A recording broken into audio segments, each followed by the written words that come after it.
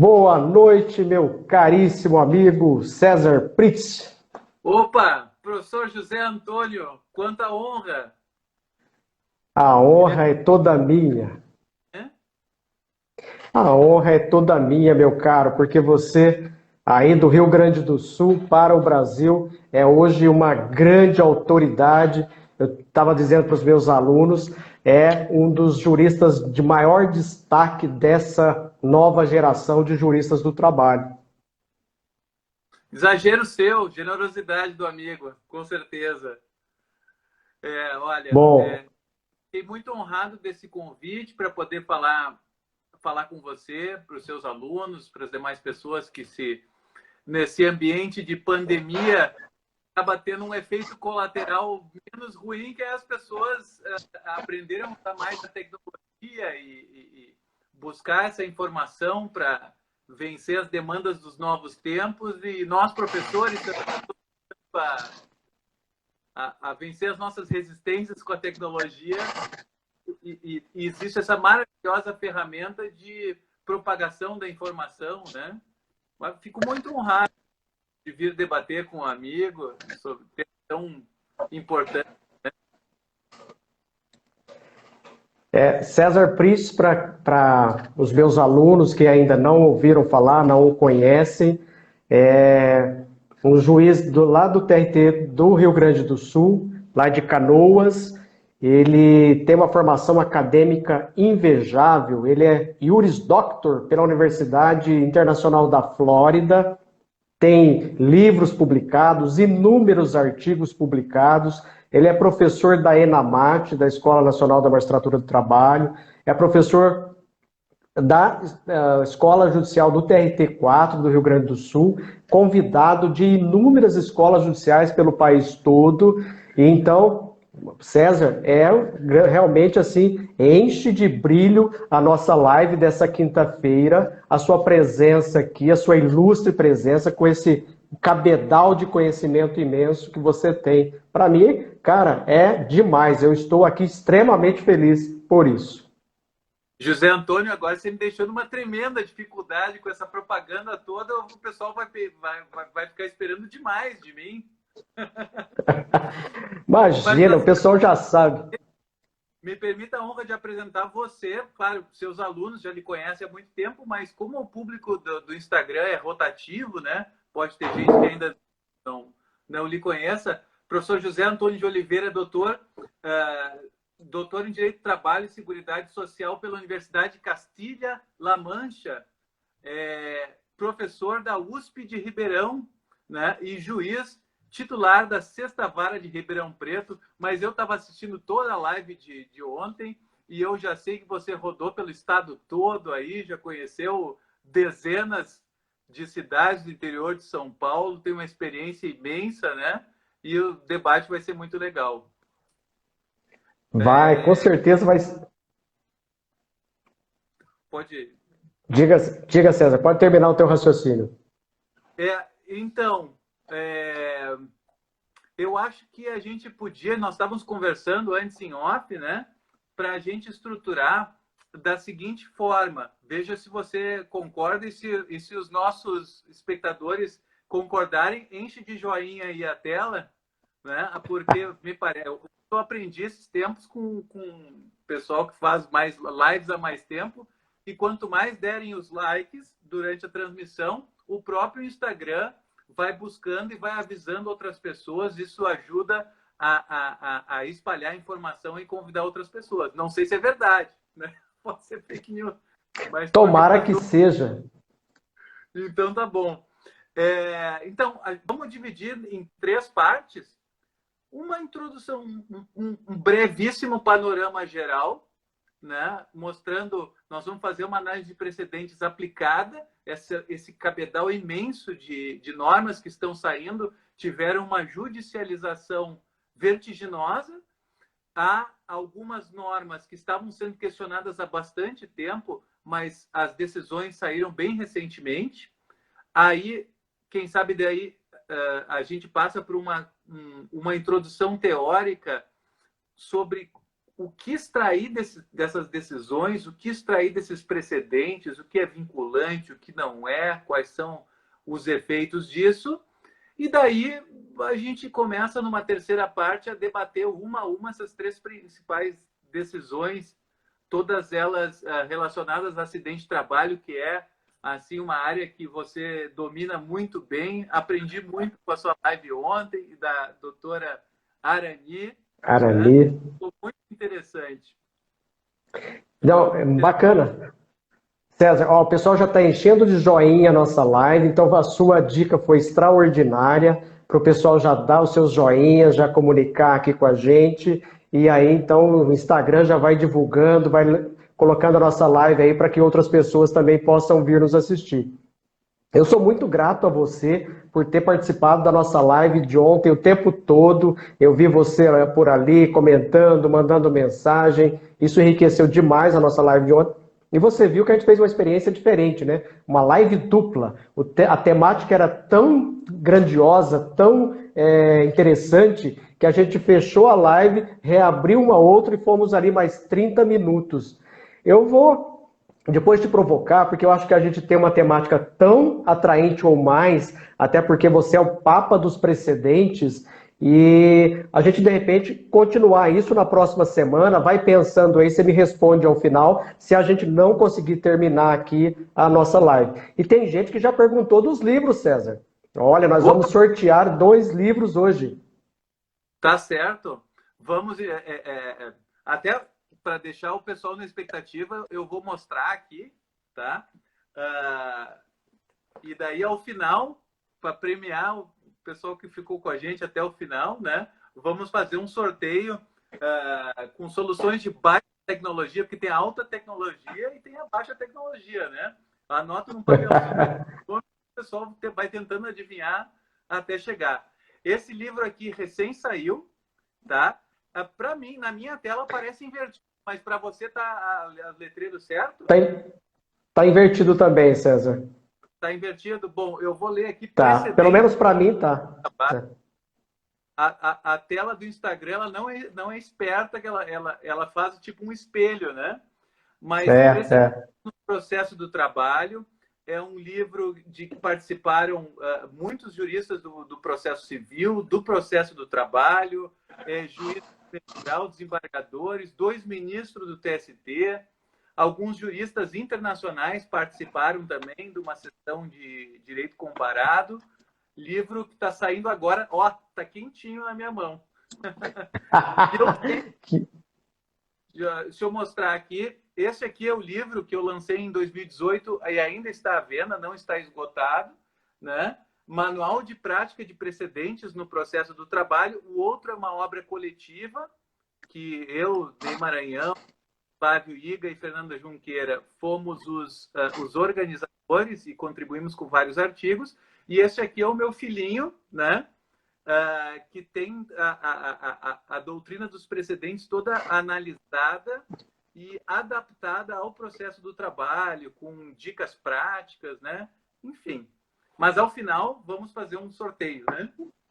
Com certeza. E aí, então, eu vou sortear o meu aqui, também deve estar saindo invertido aí, né? É acidente do trabalho, responsabilidade objetiva do empregador, que é fruto dos meus estudos de saúde do trabalhador, da minha dissertação de mestrado, depois da minha tese de doutorado, antes mesmo da tese já havia a primeira publicação desse livro, e aqui tem muito, César, daqueles conceitos que a gente trabalhou ontem, que é praticamente uma base sobre a qual a gente vai discutir e assentar as nossas teorias hoje, que é as ideias, os conceitos clássicos de doença ocupacional, doença profissional, doença do trabalho, doenças excluídas, endemia e até caminhando já para a responsabilidade do empregador, que é um tema que você domina muito bem e foi objeto de uma dessas decisões recentes do Supremo Tribunal Federal que a gente quer comentar aqui hoje. Então não percam, não saiam daí, lá no final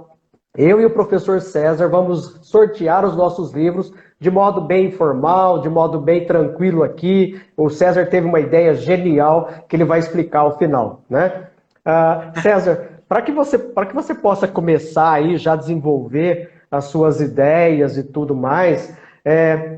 Eu lembro que essas decisões do Supremo Tribunal Federal que a gente quer comentar aqui hoje, elas são recentes e praticamente numa atuação que eu diria do Supremo Tribunal Federal num divisor de águas ou então numa afirmação de uma jurisprudência protetiva toda vez que está em jogo a saúde do trabalhador. Eu lembro aos nossos alunos e as pessoas que estão nos acompanhando, os seus seguidores, os meus seguidores, em 12 de março veio a decisão do Supremo sobre o artigo 927, parágrafo único do Código Civil.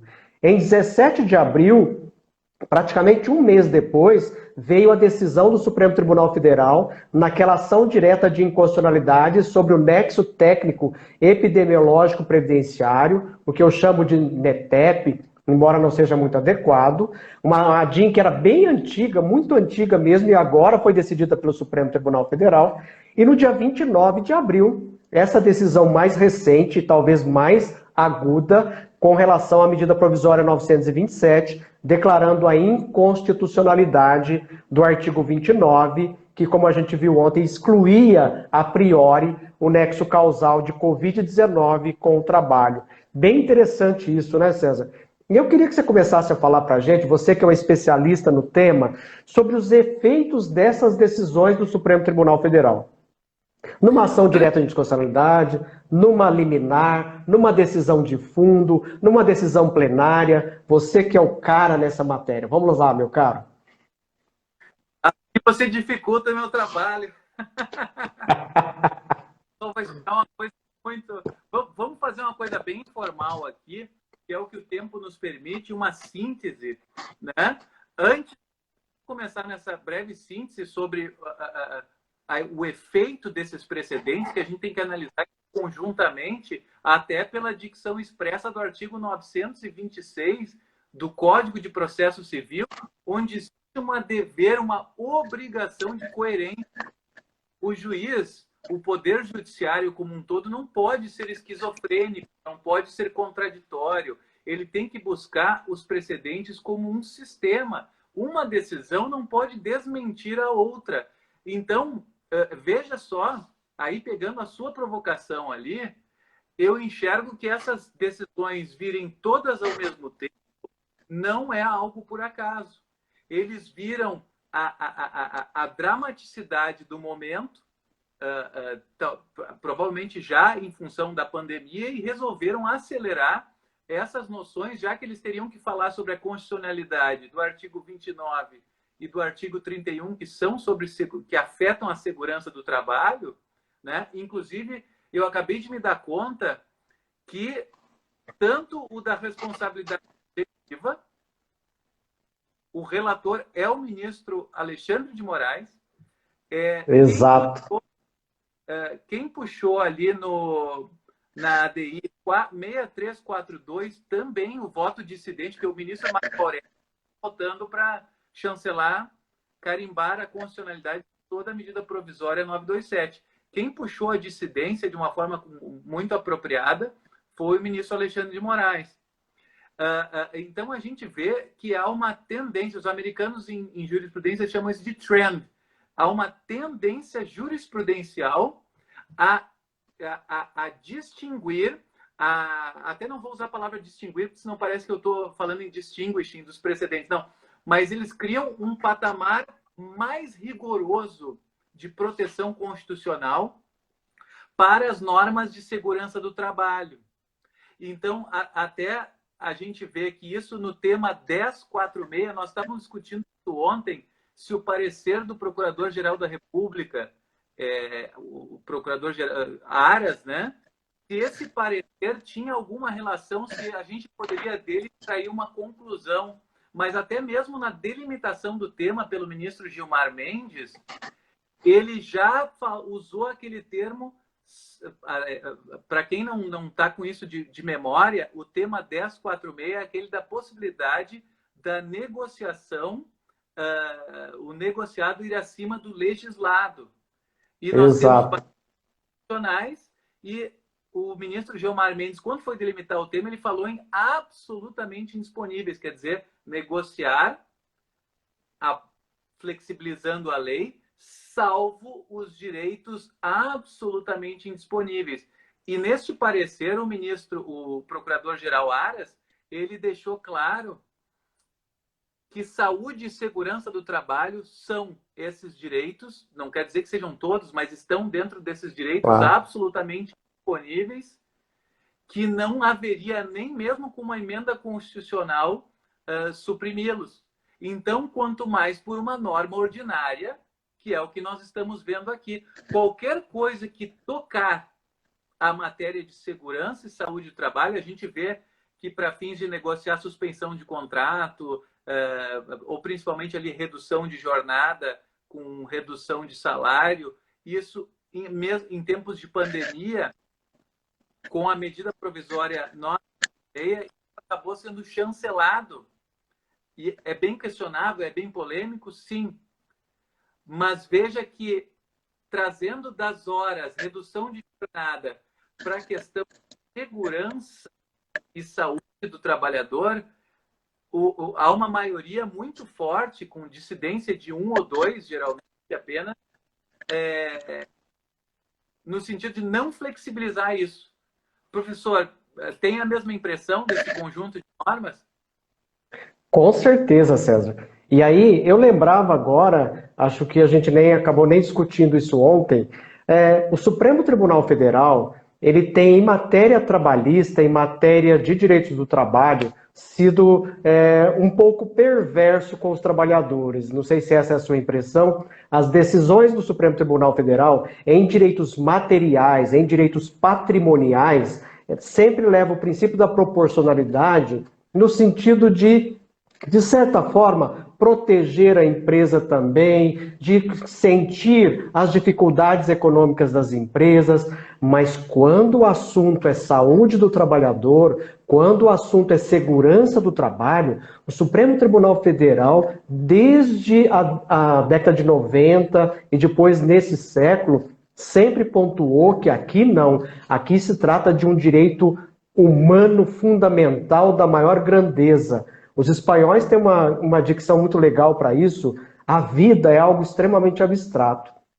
A saúde das pessoas e a saúde do trabalhador é a manifestação externa do próprio direito mais que fundamental à vida. E então, nesse aspecto, o Supremo Tribunal Federal não tergiversa. Ele sempre mantém essa linha jurisprudencial, que você vai colocar em termos de precedentes depois, de dizer, aqui não, o empregador, por maior que seja a dificuldade econômica, ele tem que atender a esses pressupostos de proteção do meio ambiente laboral, de proteção à saúde do trabalhador. Lembra da súmula 736?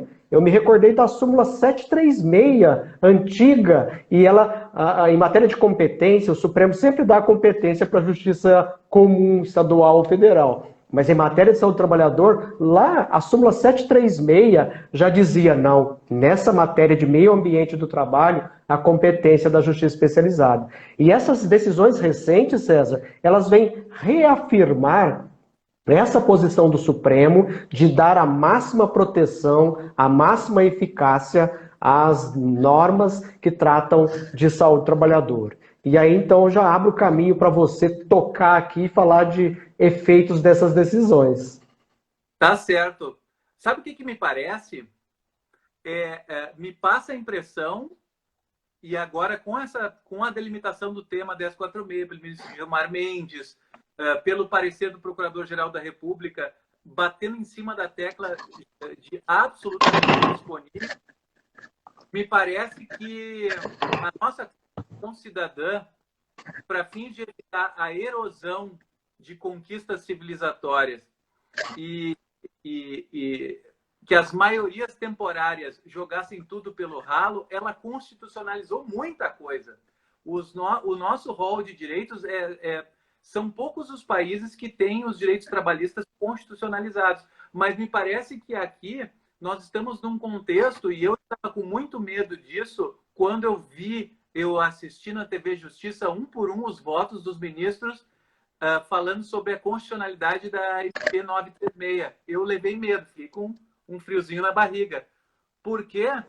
a partir do momento que eu abro o precedente, que eu abro a brecha para erodir uma garantia constitucional do rol expresso do artigo 7º, o que impede de derrubarem como um dominó as outras garantias que lá constam?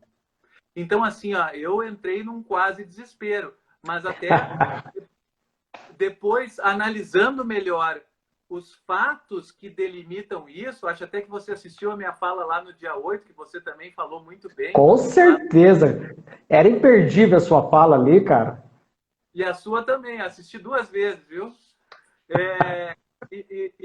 Então, assim, ó, eu desfiz um pouco o medo, e nós vamos entrar na parte doutrinária, e vocês vão ver por que eu desfiz o medo quanto a essa decisão da ADI 6363, porque os fatos que delimitam esse precedente são muito restritos. Os ministros chegaram a separar as sílabas. É absolutamente excepcional a situação.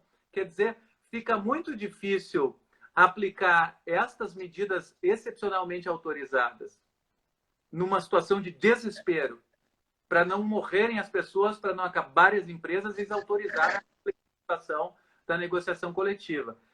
Mas, então, vendo uma semana ou 2 depois, e nós vamos entrar nisso também, vendo o quanto os ministros foram zelosos com o direito de trabalho na parte de saúde e segurança do trabalhador, eu fiquei um pouco mais tranquilo, porque vejo que não há uma tendência geral de acabar com o princípio da proteção. Eu acho que está caminhando para uma certa bifurcação. Raciocine comigo e no final da live nós e o público, de repente o pessoal joga seus comentários aqui. Eu acho que está se encaminhando para ter 2 hierarquias de garantias constitucionais. As absolutamente indisponíveis, mais ligadas ao núcleo duro da saúde do trabalhador, e algumas que acabam se convertendo e que não são, e que uma certa flexibilização não jogaria o trabalhador diretamente na mesa, ou a morte, ou a legume, etc. Então, os americanos têm isso no direito constitucional. Nosso direito constitucional bebe muito nessa fonte. Eles chamam de scrutiny. Escrutínio escrito. Desculpe, escrutínio estrito.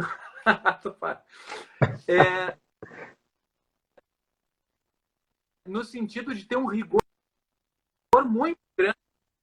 Um rigor muito grande, por exemplo, para tolerar uma norma que seja on its face, primeira aparência, discriminatória. Estou dando um exemplo, porque todos merecem igual pela lei. Né? É um dos principais garantias constitucionais em qualquer uma das democracias. O direito à igualdade é uma das principais, seja aparentemente. Eu acho que está cortando um pouquinho o som, viu, César? Talvez se você falar um pouquinho mais despacio, como diz os espanhóis, mais despacho. Você está me ouvindo? Parece que está cortando o teu som. Certo. Você consegue desabilitar os comentários aqui? Desabilitar um pouquinho os... Eu vou desabilitar os comentários, então. Aí, eu desabilitei os comentários, me desculpem. Eu sei que o pessoal gosta de comentar bastante, de fazer as perguntas, mas eu acho que assim fica melhor, para não cortar o teu som. Que a tua explicação estava muito legal. Enquanto a gente recupera o teu som, eu vou pontuar aqui uma questão que... Oi, César. Este horário é o horário nobre das lives. Parece sobrecarregado. Exato. Certo. É um horário sobrecarregado e eu não sei se isso tem alguma influência ou não. Você está lá no Rio Grande do Sul, né? Isso, eu estou no Rio Grande do Sul, aqui a minha internet é para funcionar bem, é para ser É, 50 mega, mas eles nunca entregam tudo que não, eles dizem. não entrego. Isso é terrível. Aqui onde eu moro também, aqui em Ribeirão Preto, a promessa é de entregar aquilo que é pactuado, que é combinado, mas nunca está vindo aqui. César, se você entrar e sair, será que melhora? Eu vou tentar, vamos ver. Vamos tentar? E aí, olha, enquanto o César volta aqui e a gente já o recebe aqui de novo, teve alguém que perguntou o seguinte: olha, como é que fica então, se a gente está falando que o Supremo Tribunal Federal vai proteger a saúde do trabalhador, e como é que fica então a questão de jornada de trabalho, né? E realmente é uma questão complicada, porque em matéria de jornada de trabalho, o César, enquanto até você retomar o seu raciocínio, eu acho que agora vai bem o teu som, tá tudo bem? Tá tudo certo, tá tudo Tá me certo. ouvindo bem? Tudo Sem os certo? comentários, fica um É. pouco. Tá. Isso, eu desativei os comentários aqui, eu acho que agora vai ficar melhor, tá? Só para antes de você retomar o seu raciocínio, eu estava fazendo uma ponderação a respeito de uma pergunta que fizeram aqui. Olha, mas se o Supremo está sendo realmente protetivo em matéria de saúde do trabalhador, e nós temos certeza de que está, como é que fica então o Supremo quando ele vai decidir sobre questão de jornada de trabalho, que é uma das temáticas mais importantes em proteção de saúde do trabalhador, ele sempre decide de forma desfavorável aos trabalhadores. Realmente, por isso que o César estava abordando, que nós vamos ter aqui quase dois andares, eu não tenho a expressão rica dele agora, dois andares de jurisprudência protetiva do trabalhador. Um de primeira classe, por assim dizer, onde quando se trata de meio ambiente do trabalho, de proteção à saúde diretamente, o Supremo sempre manteve a sua linha. Em matéria de jornada, porque ela envolve também adicionais, envolve efeitos pecuniários, o Supremo já adota aquela outra linha de flexibilizar, de adotar a proporcionalidade mais ampla e tudo mais. É isso mesmo, Sérgio? A autonomia, de priorizar a autonomia da negociação coletiva e agora, em tempos de emergência, priorizar a autonomia da vontade individual, porque entende que nessa excepção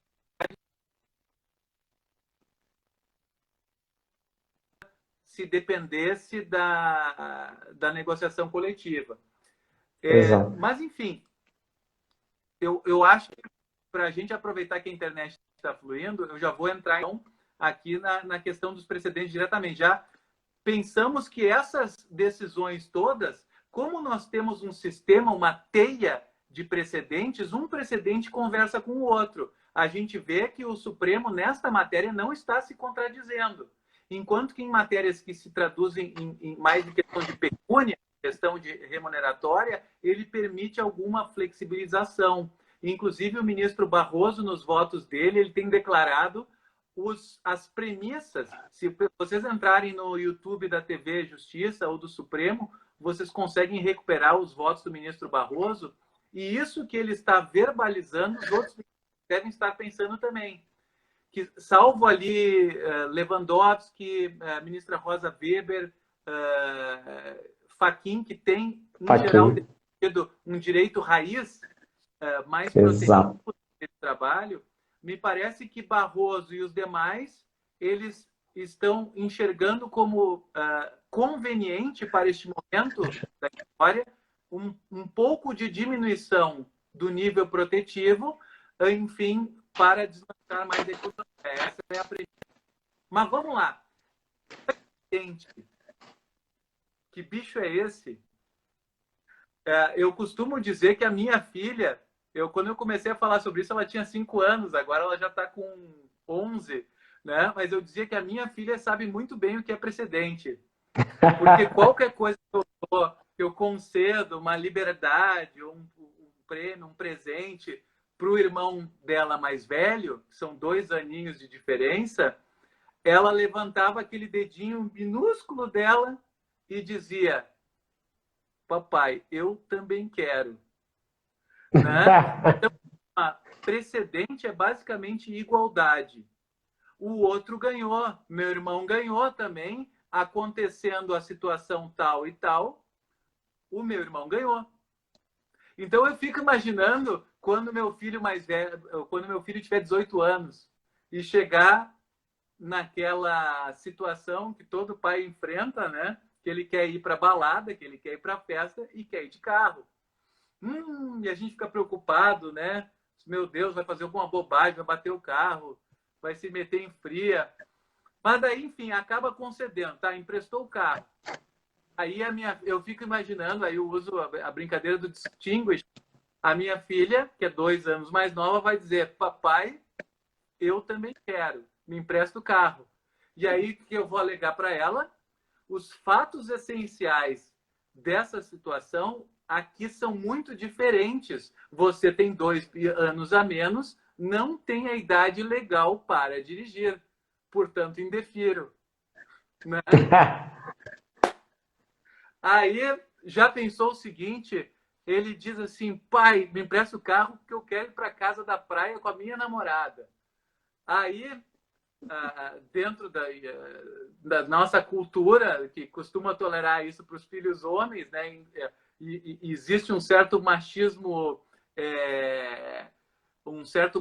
cultural ainda na nossa Cultural. sociedade. Pai, não sou eu, viu? Digamos que o pai diga: vai lá, filhão, vai lá, tá orgulhoso, né? Aí, imagine que a filha mais nova atinja o requisito fático idêntico da idade e peça a mesma coisa. Pai, me empresta o carro que eu vou para a praia com o meu namorado.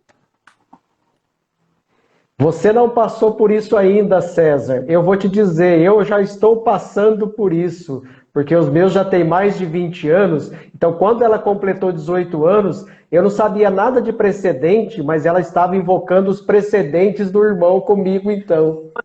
Não, mesmo que a gente não queira, todo mundo está ligado aos precedentes de alguma forma. Mesmo nas repartições públicas administrativas, mas se eu deferir esse requerimento administrativo, eu vou abrir um precedente. Nas empresas, se você der alguma coisa para um funcionário, o outro vai querer também. Após como os advogados que orientam, fazem a advocacia consultiva das empresas, já disseram isso para os seus clientes: pelo amor de Deus, se for, não defira nada que você não possa dar de forma geral, porque vai abrir um precedente interno. As pessoas precedente. Senão vão dizer que é uma atitude discriminatória, vão dizer que é uma distinção salarial inaceitável, vão requerer a equiparação. Enfim, para vocês não esquecerem do que é precedente, é uma coisa muito simples, eu também quero. Né? Mas aí, isso para decisão judicial, é a mesma coisa. Basicamente, eu tenho que saber em que condições que o juiz deferiu tal coisa. Aí chega uma outra pessoa na sua vara, tá? E vai pedir nas mesmas condições aquilo. E daí, aquele dia você está de mau humor, não vou deferir para esse cidadão, não. Pode isso, Arnaldo? Não pode. Não pode? Não pode. Vão dizer ou que você é esquizofrênico, ou vão dizer que você é injusto, vão dizer que vão colocar em dúvidas até mesmo a probidade do julgador, porque vão dizer: mas num dia ele decidiu uma coisa, e daí no outro dia, na mesma situação, ele decide o contrário. Como é que é isso? Ele não sabe mais, ele decide, ele joga a moedinha para cima. Quer dizer, para o cidadão fica uma situação absolutamente revoltante. Ele vai dizer: a justiça não dá justiça, a justiça é injusta, a justiça é arbitrária, a gente ganha com base em sorte. Quiçá vão ficar elucubrando alguma coisa, alguma corrupção, algum vício, né? Enfim. Mas aí trazendo trazer, porque o Poder Judiciário é uno. Vamos para o segundo grau. A gente falou do juiz de primeiro grau, vamos para o segundo grau. Está na Constituição que órgão do Judiciário para o segundo grau? O tribunal ou o desembargador? O que consta lá é o tribunal. O órgão é o tribunal. O órgão julgador integrante do Poder Judiciário. Os desembargadores, eles compõem um corpo julgador. Quer dizer, até onde vai a independência funcional daquele desembargador, mas até onde ele tem que ceder na sua independência de julgar naquele momento para aderir à independência do coletivo, do colegiado. O colegiado julgou de determinada forma, uma hora eles têm que se entender e firmar o entendimento. Porque o jurisdicionado merece saber o que vai ser decidido quando tiver a situação A, B mais C. Né? Então, assim, você tinha me proposto uma pergunta,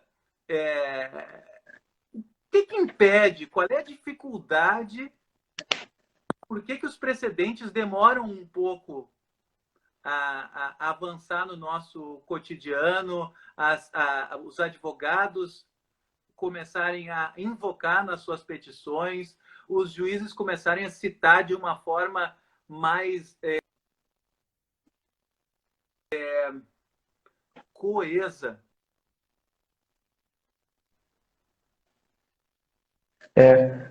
O que eu lhe questionava, César, e aí eu queria que você passasse para o pessoal, assim, com o seu conhecimento, com a sua... deu uma travadinha de novo. Talvez se você ficar um pouquinho mais distante, César, talvez se você ficar um pouquinho mais distante do microfone, talvez ajude um pouco. O que eu te questionava e eu... Aqui ficou ruim, né? Oi?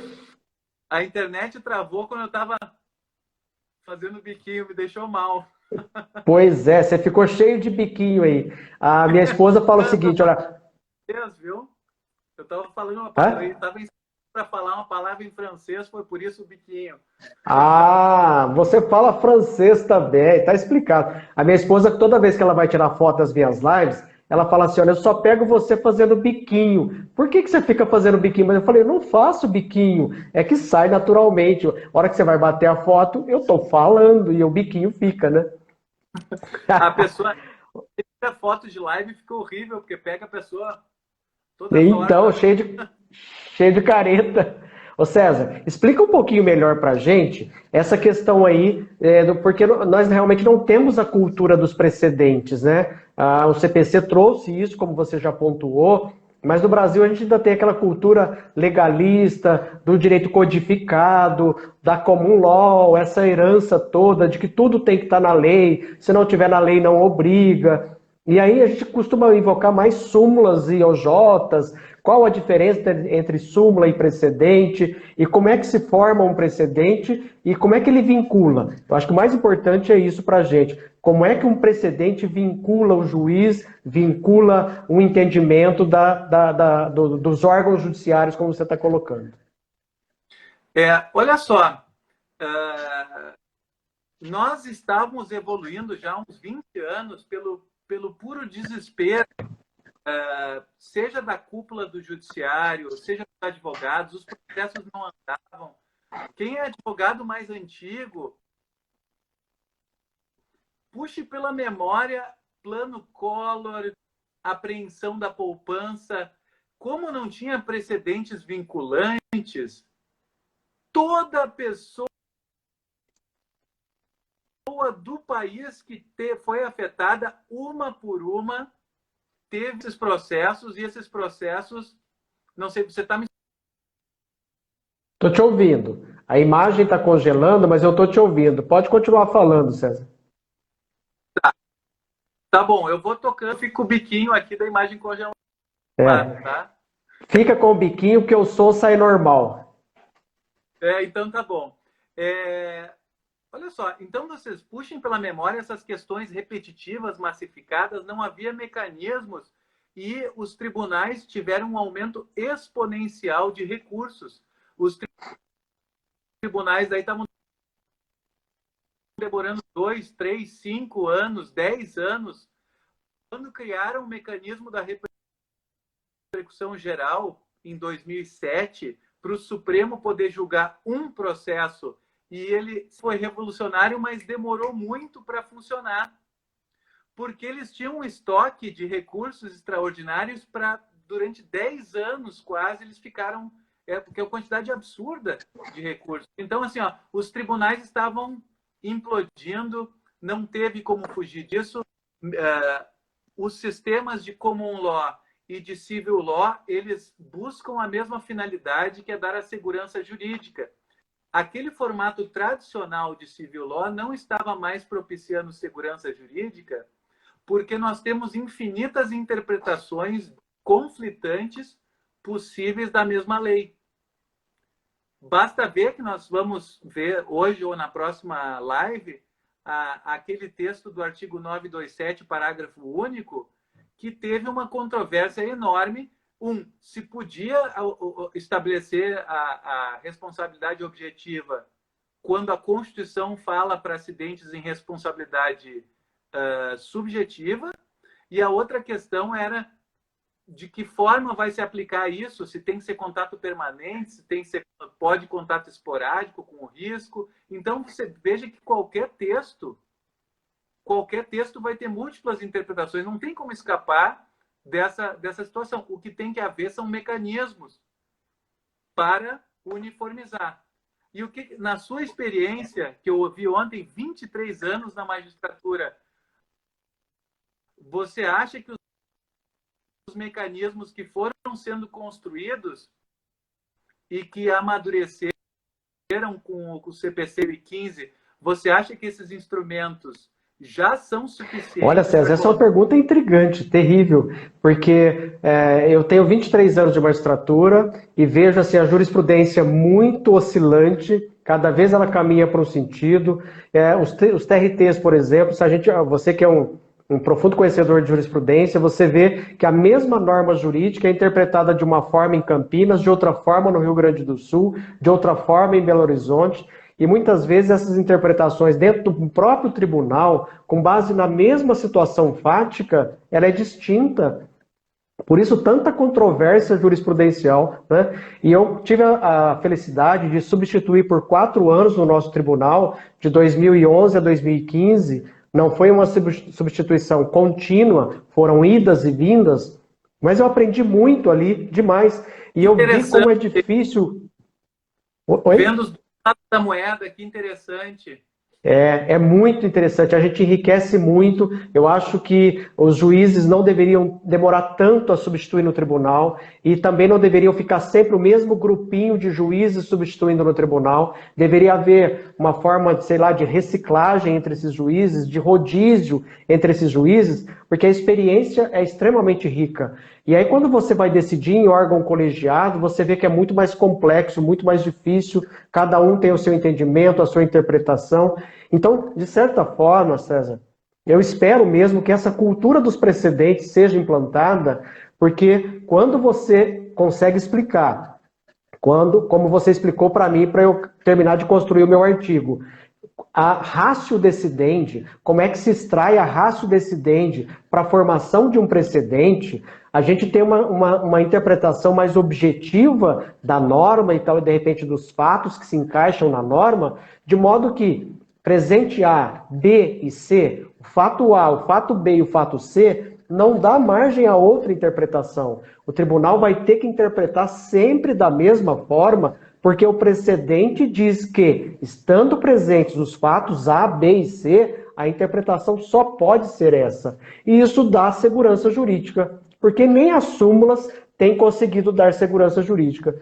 Então eu queria que você explicasse para a gente um pouquinho dessa decomposição dos fatos para extração da ratio decidendi, para o pessoal conseguir depois acompanhar o nosso raciocínio da ratio decidendi, das decisões do Supremo Tribunal Federal, nessas ADIs que tratam de saúde e segurança do trabalhador. O que é esse bicho, esse trem chamado ratio decidendi? Ô trem doido! Olha só, a maior dificuldade, como essa importada para o nosso país, mas não importada completamente, importada parcialmente para o nosso país. Ela caiu como uma bomba sem dar um treinamento geral do direito. Então, assim, coisas que nos países de como a pessoa, durante anos na faculdade, ela vai estudando não pela doutrina, mas pelos casos práticos, ela vai introjectando a técnica de extrair o arrasto de todos os casos práticos que ela verifica, se torna automático, já está no sangue, né? Eles aprendem o direito material através de judiciais. Muito interessante. Então, a doutrina...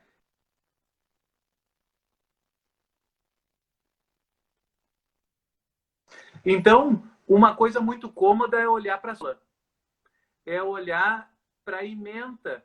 Só que, incontáveis vezes, a súmula não é fiel aos casos concretos que a súmula está resumindo.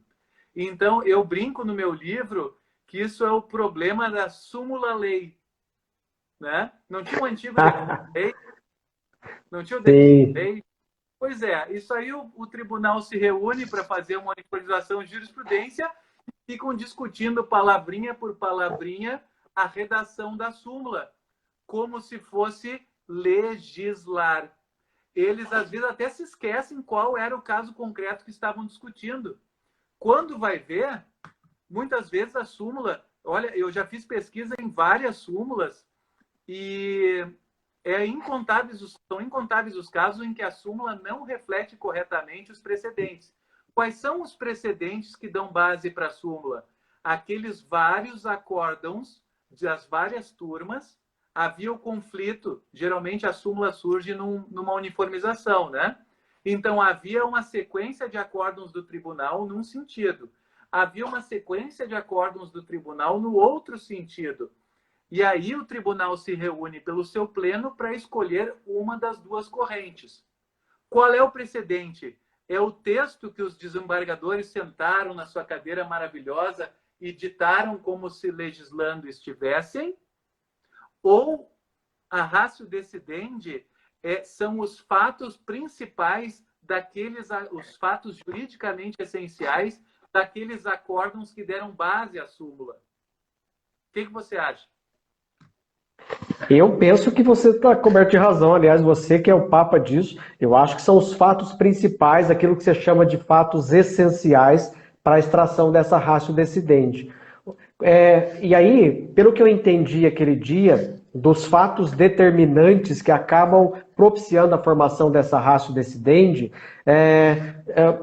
é preciso extrair nessa decisão judicial fatos importantes que foram levados em consideração, porque aí toda vez que houver fatos dessa mesma natureza, a decisão judicial tem que ser igual, até para preservar o princípio da igualdade e a segurança jurídica. Então, naquele caso, por exemplo, não vai dar tempo da gente aprofundar, mas naquele caso da medida provisória 927, e aí nós só temos 7 minutos e meio para fazer o sorteio ainda, César.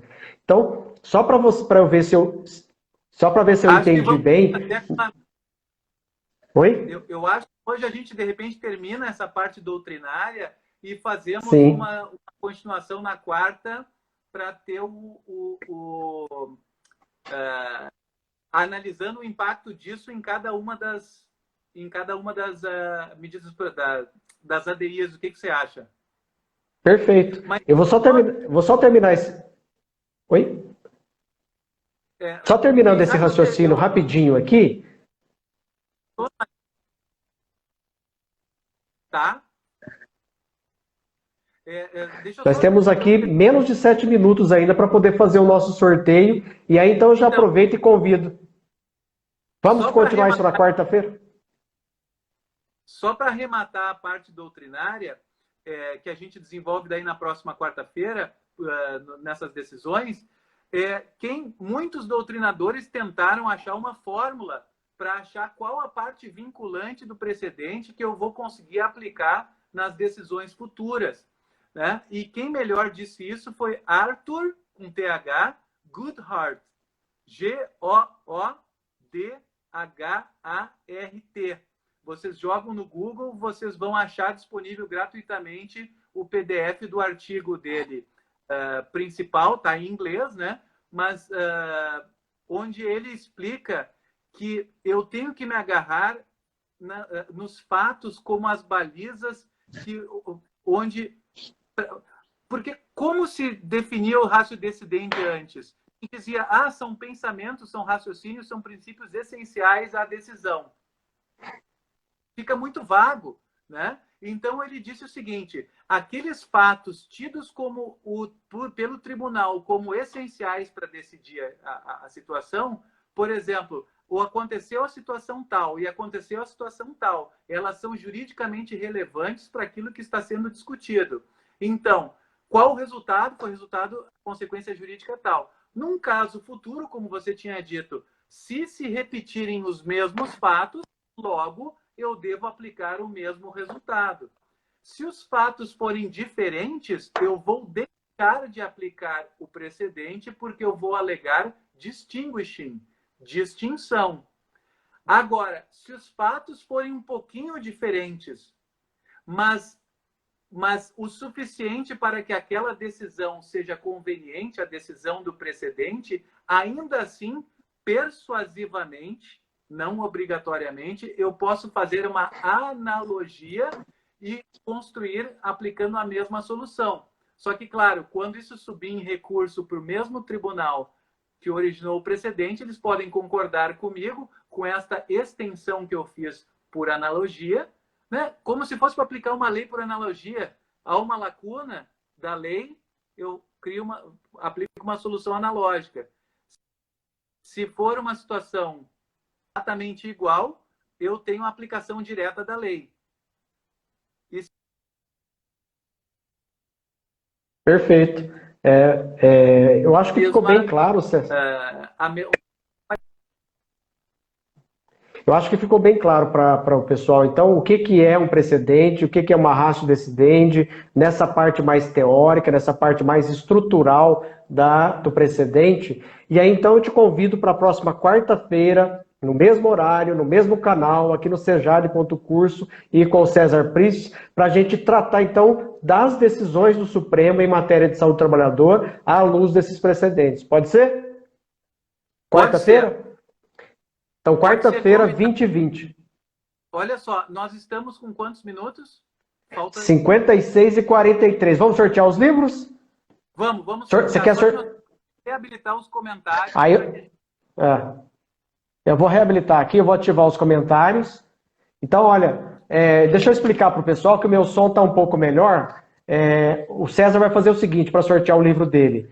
Ele vai marcar um número de 1 a 30, vocês não sabem qual é o número, está escondidinho lá no papel dele, vocês vão falar aqui agora para mim que número que vocês acham que é. É 1, é 2, é 3, é 4, é 5? E aí a hora que alguém colocar o número certo, o César vai falar, é esse, é o ganhador. Tá bom? Olha, o número já está escrito aqui, e aí vocês vão falando os números de 1 a 30, que o primeiro que acertar levou o livro. Querem rapidinho, colocar? De 1 a 30, coloquem aí. Valendo. Vocês têm que colocar o número. É 11, 27, 10, 26, 14, 4... 25, Karine. Tá aqui, ó. Número 25, então. 25 foi o número sorteado pelo César. Então, Karine entra em contato com o César Pritz ou passa pra gente e a gente faz. E agora vai o meu, hein? Já está anotado aqui no papelzinho. Vamos lá, de 1 a 30. Não é 13, não é 16, não é 3, rapidinho. 18, 2, não é, rapidinho. Vamos lá. Eu vou dar para o mais próximo, senão a gente vai perder a live, eu não vou conseguir gravar ela. Não é 3. Olha, 18, passou perto. 30, passou longe. 16, mais cima. Mais para cima. 22 passou pertinho.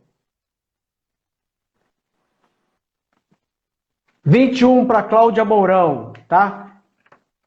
Hã? 20, quem é? 20. 20, Matheus Pellegrini. Era o 20, Matheus Pellegrini, então, entre em contato com a gente. César, temos alguns segundinhos só. Despeça-se, por favor, bem rapidinho, senão eu vou perder minha live. Um grande feira que vem. Um prazer, e a gente continua levando a parte teórica para essas decisões acidentárias aí.